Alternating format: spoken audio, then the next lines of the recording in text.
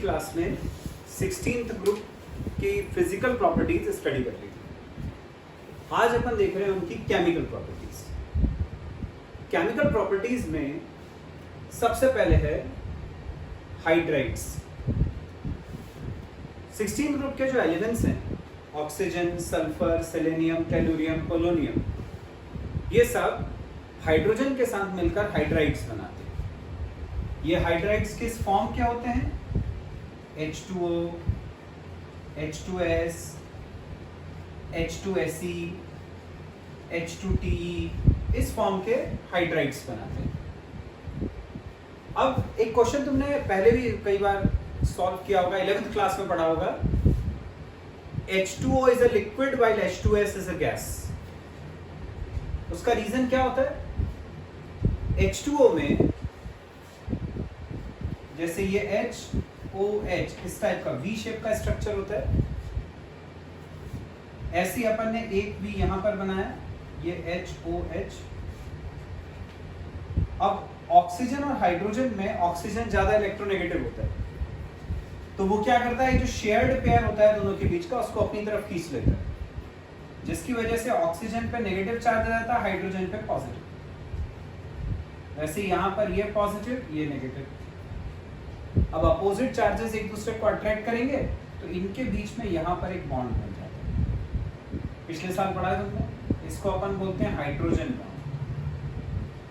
Hydrogen bond की वजह से क्या होता है, ये जो वाटर के मॉलिक्यूल्स हैं ये एक दूसरे के साथ एसोसिएट हो जाते हैं, जुड़ जाते हैं। जब मॉलिक्यूल्स पास पास में आ जाते हैं तो फिर वो जो कंपाउंड है वो लिक्विड हो जाता है। क्योंकि तुमने पढ़ा है पहले से ही, बचपन से पढ़ा हुआ है कि लिक्विड के अंदर मॉलिक्यूल्स पास पास रहते हैं, गैस के अंदर दूर दूर रहते हैं। तो H2O के अंदर पार्टिकल्स पास पास आ जाते हैं, hence H2O is a liquid. H2S जो है वो गैस होती है। क्यों? क्योंकि H2S में सल्फर और हाइड्रोजन में इलेक्ट्रोनेगेटिविटी का डिफरेंस इतना ज्यादा नहीं हो पाता कि सल्फर शेयर्ड पेयर को अपनी तरफ खींच पाए, इसलिए उस केस में यहाँ नेगेटिव और पॉजिटिव चार्जेस नहीं आते जैसे कि वाटर में आते हैं। ठीक है, इसलिए H2S जो है वो गैस होता है because of absence of hydrogen bond. H2O liquid होता है because of the presence of hydrogen bond. और H2O में हाइड्रोजन बॉन्ड क्यों बनता है? क्योंकि ऑक्सीजन ज्यादा इलेक्ट्रोनेगेटिव होता है एज कंपेयर टू सल्फर। ठीक है, तो ये हाइड्राइड्स के बारे में अपन ने पहला पॉइंट पढ़ लिया। फिर ये जो हाइड्राइड्स हैं H2O, H2S, H2Se, ये सब जो हैं ये वीक डायप्रोटिक एसिड्स होते हैं। डायप्रोटिक, प्रोटिक का मतलब होता है जो प्रोटॉन देता है, प्रोटॉन का मतलब H+ आयन। जो 2 प्रोटॉन देगा 2 H+ आयन देगा वो डायप्रोटिक कहलाता है। तो ये सभी जो हैं ये 2 H+ आयन्स देते हैं, इसलिए अपन बोलते हैं दे आर डाइप्रोटिक। तो ये एसिड्स तो होते हैं, लेकिन जब अपन ऊपर से नीचे की तरफ जाते हैं ग्रुप में, H2O, H2S, H2Se से ऊपर से नीचे की तरफ जाते हैं, तो इनका जो एसिडिक कैरेक्टर है वो इंक्रीज होता जाता है। एसिडिक कैरेक्टर इंक्रीज होने का मतलब क्या होता है? एसिडिक कैरेक्टर इंक्रीज, इसका मतलब H+ आयन ये आसानी से दे देते हैं। H+ आयन आसानी से क्यों दे देते हैं? क्योंकि जो MH बॉन्ड है वो वीक हो जाता है। MH बॉन्ड का मतलब जो एलिमेंट है वो और हाइड्रोजन के बीच का बॉन्ड, मतलब O और H के बीच का बॉन्ड, S और H के बीच का बॉन्ड, Ac और H के बीच का बॉन्ड। यदि अपन इन बॉन्ड्स को कंपेयर करें तो यहाँ पर जो बॉन्ड है वो सबसे स्ट्रांग होता है। रीजन, ऑक्सीजन बहुत ज्यादा इलेक्ट्रोनेगेटिव है, हाइड्रोजन को पकड़ के रखता है, तो ये वाला जो बॉन्ड है ये सबसे स्ट्रांग होता है। फिर ये वीक हो जाता है, फिर वीक, ऐसे वीक होता जाता है। यदि ये वीक होता जाएगा तो क्या होगा, ये बॉन्ड आसानी से टूट जाएगा। आसानी से टूट जाएगा, हाइड्रोजन का निकलना यहाँ से इजी हो जाएगा। तो हाइड्रोजन जो है वो इजीली निकल जाता है, इसमें से इजीली निकल जाता है, मतलब एसिडिक कैरेक्टर इंक्रीज होता है डाउन द रूट। ठीक है, फिर थर्मल स्टेबिलिटी। थर्मल स्टेबिलिटी का मतलब क्या होता है कि जब अपन इसको गर्म करें तो इसका बॉन्ड टूटने की टेंडेंसी। तो सिंपल सी बात है, अभी मैंने बताया कि MH बॉन्ड वीक हो जाता है ऊपर से नीचे जाने पर।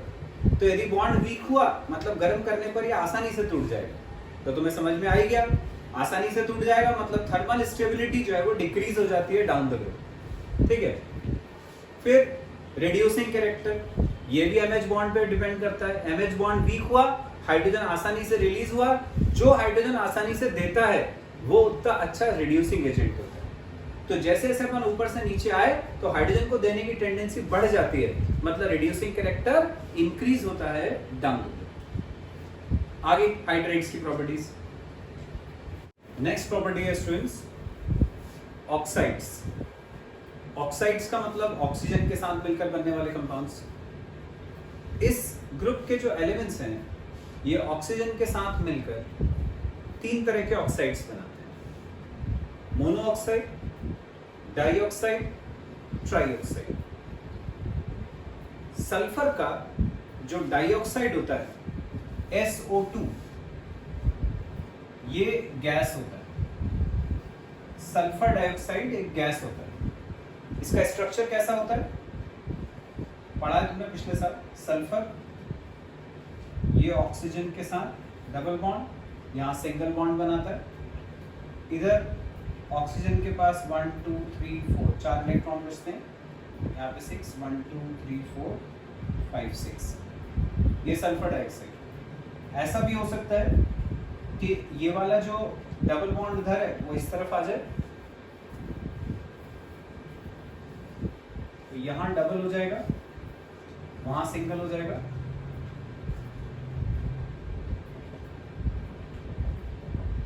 ऐसा इनको अपन ने बोला था कैनोनिकल फॉर्म्स। जो डिफरेंट पॉसिबल स्ट्रक्चर्स होते हैं ये कैनोनिकल फॉर्म्स कहलाते हैं, और इनसे मिलकर बनता है रेजोनेंस हाइब्रिड। रेजोनेंस हाइब्रिड इसका कैसा होता है, सल्फर ये ऑक्सीजन, डबल बॉन्ड की पोजीशन इधर या उधर शिफ्ट हो सकती है, इसको अपन ऐसे रिप्रेजेंट करते हैं। ये कहलाता है सल्फर डाइऑक्साइड का रेजोनेंस हाइब्रिड। ये तो सल्फर ऑक्सीजन के साथ मिलकर सल्फर डाइऑक्साइड बनाता है। ये जो सल्फर डाइऑक्साइड होता है ये एसिडिक होता है। एसिडिक मतलब ये वाटर के साथ मिलकर अपने को हाइड्रोजन देता है। ये SO2 को जब वाटर के अंदर अपन मिलाएं तो ये बनाता है H2SO4 प्लस 2H। ये नेसेंट हाइड्रोजन है, तो क्योंकि ये हाइड्रोजन देता है इसलिए अपन बोलते हैं कि ये एसिडिक है, वाटर के साथ मिलकर एसिडिक बिहेवियर शो करता है। ठीक है, तो ये हुआ सल्फर डाइऑक्साइड। अगला ऑक्साइड सल्फर का सल्फर ट्राइऑक्साइड, ये भी गैस होता है। इसका स्ट्रक्चर भी पड़ा हुआ है। सल्फर 3 ऑक्सीजन के साथ कंबाइन करता है ऐसे।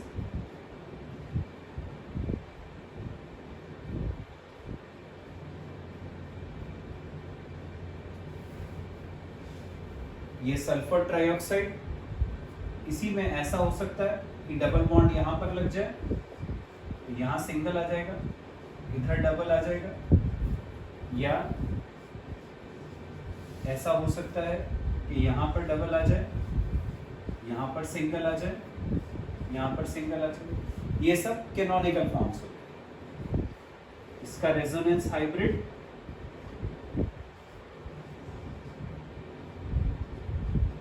ये इसका रेजोनेंस हाइब्रिड। इस तरह से ये सल्फर ट्राइऑक्साइड बनता है। आ गया। तो ये ऑक्साइड्स होते हैं जो इस ग्रुप के एलिमेंट्स फॉर्म करते हैं। नेक्स्ट प्रॉपर्टी है बच्चों ऑक्सो एसिड्स। इस ग्रुप के जो एलिमेंट्स हैं वो एसिड्स बनाते हैं, ऐसे एसिड जिनके अंदर ऑक्सीजन भी आता है, इसलिए उनको अपन ऑक्सो एसिड्स बोलते हैं। हमने 15 ग्रुप में भी पढ़ा था। फॉर एग्जांपल जैसे सल्फर जो है ये बनाता है H2SO3, जिसको हम बोलते हैं सल्फ्यूरस एसिड। ये बनाता है H2SO4, जिसको तुम जानते हो अपन बोलते हैं सल्फ्यूरिक एसिड। ये जो सल्फ्यूरिक एसिड है इसी का एक और नाम है, इसको हम बोलते हैं ऑयल ऑफ विट्रियोल। ऐसी सल्फर एक एसिड बनाता है H2SO5, इसको हम बोलते हैं कैरोज एसिड। फिर ये बनाता है H2S2O8, इसको बोलते हैं मार्शल्स एसिड। बिल्कुल इसी तरह से सेलेनियम जो है वो बनाता है H2SeO3 H2SeO4 ऐसे। तो इस ग्रुप के एलिमेंट्स जो है वो इस फॉर्म के ऑक्सी एसिड्स बनाते हैं। इन ऑक्सी एसिड्स में अपन सल्फर की ऑक्सीडेशन स्टेट देखें तो हर एक में अलग अलग रहती है, वो अपन कैलकुलेट कर सकते हैं। जैसे सल्फ्यूरस एसिड में कैलकुलेट करनी है तो तुम्हें पता है हाइड्रोजन की 1 होती है, सल्फर की x मान ली, ऑक्सीजन की -2। कैलकुलेट करते हैं 1 × 2 2, सल्फर की x, ऑक्सीजन -2 × 3 -6 = 0। यहाँ से x की आगे वैल्यू 6 - 2 4। तो सल्फर की oxidation state in sulphurous acid is +4। Sulphuric में निकालोगे तो 2 + x -8 = 0। तो x की वैल्यू आ गई 8 - 2 + 6। ऐसे अपन अलग अलग ऑक्सो एसिड्स में उसकी ऑक्सीडेशन स्टेट देख सकते हैं, वो अलग अलग रहती है। ठीक है, तो ये हो गए ऑक्सो एसिड्स। नेक्स्ट प्रॉपर्टी है बच्चों हैलाइड्स। हैलाइड्स जानते हो, मतलब हैलोजन के साथ मिलकर बनने वाले कंपाउंड। जैसे ऑक्सीजन है, ऑक्सीजन फ्लोरीन के साथ मिलता है, बनाता है OF2 OCl2 OBr2। ये ऑक्सीजन के कंपाउंड्स हो गए विद हैलोजन। सल्फर कंबाइन करता है फ्लोरीन के साथ, बनाता है SF2 SCl2 SBr2 एसिड। तो ये इस तरह से हैलोजेंस के साथ मिलकर कंपाउंड्स बनाते हैं। सल्फर का एक कंपाउंड हमने पिछले साल भी पढ़ा है SF6 सल्फर हेक्साफ्लोराइड। इसका शेप भी पढ़ा था, सल्फर उसके साथ 6 फ्लोरीन जुड़े हैं। तो 4 फ्लोरीन जो है वो तो एक प्लेन में रहते हैं एट 90 डिग्री, बाकी 2 फ्लोरीन जो है वो प्लेन के ऊपर, एक ऊपर की तरफ और एक नीचे की तरफ। ये जो शेप होता है उसको अपन बोलते हैं ऑक्टाहेड्रल। तो सल्फर फ्लोरीन के साथ मिलकर SF6 बनाता है which is octahedral in shape. अब इसी ग्रुप का एक एलिमेंट ऑक्सीजन भी है। जैसे सल्फर फ्लोरीन के साथ मिलकर SF6 बनाता है, वैसे ऑक्सीजन फ्लोरीन के साथ मिलकर OF6 बनाता है क्या? कभी सुना है? नो, ऐसा कोई कंपाउंड नहीं होता। OF6 एग्जिस्ट नहीं करता जबकि SF6 एग्जिस्ट करता है। रीजन, सल्फर के पास d ऑर्बिटल्स होते हैं जबकि ऑक्सीजन के पास नो d ऑर्बिटल्स। इसके पास d ऑर्बिटल्स नहीं है। क्योंकि इसके पास d ऑर्बिटल्स नहीं है इसलिए ये OF6 फॉर्म नहीं करता। तो इसका रीजन है एब्सेंस ऑफ d ऑर्बिटल्स। आ गया।